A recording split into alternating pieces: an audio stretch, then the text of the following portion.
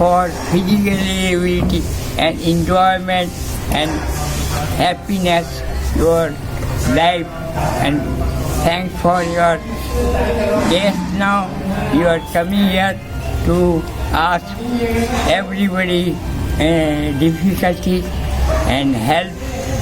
I very thankful to visit.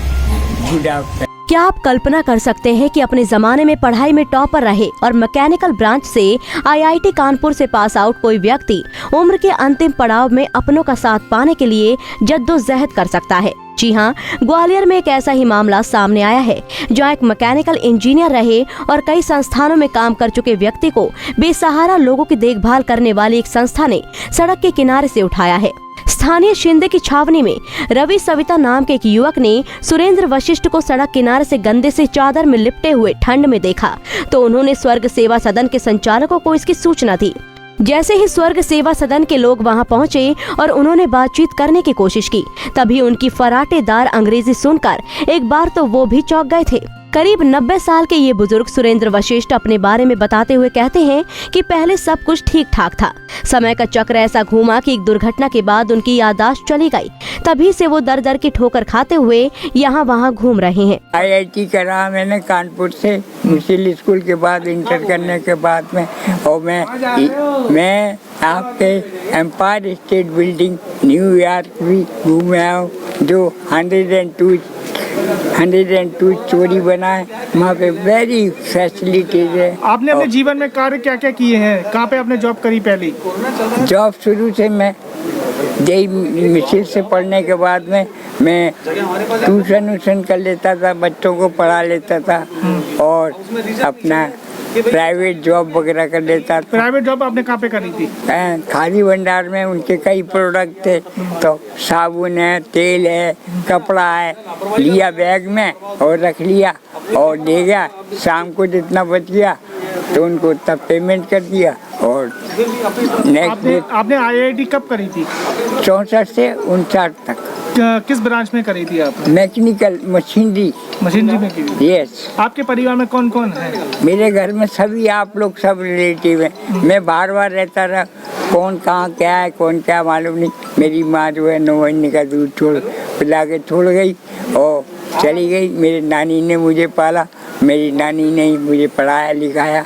मेरी नानी 131 साल की हुई थी, नाना 125 साल के। उन्हीं ने कहा बेटा कोई चीज़ लगे तो मांग लेना, चोरी मत करना बेटा, मुझे पाला करो।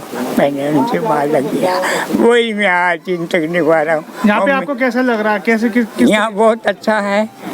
मैकेनिकल इंजीनियर सुरेंद्र वशिष्ठ का जन्म ग्वालियर के महाडिक साहब में हुआ था। उनके पिता उस समय देश विदेश में ख्याति Jiyaji Rao Cotton Mills Limited में फैब्रिक के बड़े सप्लायर थे। सुरेंद्र वशिष्ठ को उनके पिता ने बेहद लाड प्यार में पाला था और उनकी पढ़ाई में कोई कमी नहीं रखी थी। वो अपने 8 भाई बहनों में सबसे छोटे थे। उनकी 3 बहनें और 3 भाइयों का स्वर्गवास हो चुका है। एक बहन को वो इंदौर में होना बताते हैं। आश्रम के संचालक कहते हैं कि सुरेंद्र वशिष्ठ अपुष्ट रूप से कुछ जानकारी दे पा रहे हैं। उनका एक दूर का रिश्तेदार भी यहाँ गांधीनगर में रहता है, जो फिलहाल बाहर है। उसने भी अपने अंकल के मैकेनिकल इंजीनियर होने की बात कंफर्म की है, लेकिन भतीजा उन्हें अविवाहित बताता है, जबकि सुरेंद्र वशिष्ठ खुद शादी होना और पत्नी की दुर्घटना के बाद छोड़कर चली जाने का उल्लेख करते हैं। और अपने आपको आईआईटी कानपुर, मिसल स्कूल ग्वालियर और डीएवी लॉ कॉलेज लखनऊ से पास आउट बता रहे हैं, है ना। ये हमें सिंधे की छावनी पर बड़ी ही दयनीय अवस्था में बस स्टैंड जो है वहाँ पीछे फुटपाथ पर लेटे हुए मिले थे। जब हमने इनको अपने बारे में पूछा तो उस समय ये बहुत कुछ खास अपने बारे में नहीं बता पाए थे। हम इनको आश्रम लेकर आए हैं और यहाँ पर अब इनके बारे में जानकारी जुटाई जा रही है।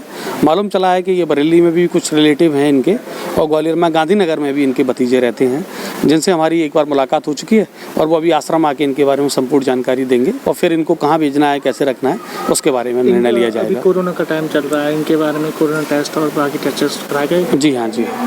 इसमें कोई खराबी नहीं, कोई दिक्कत नहीं।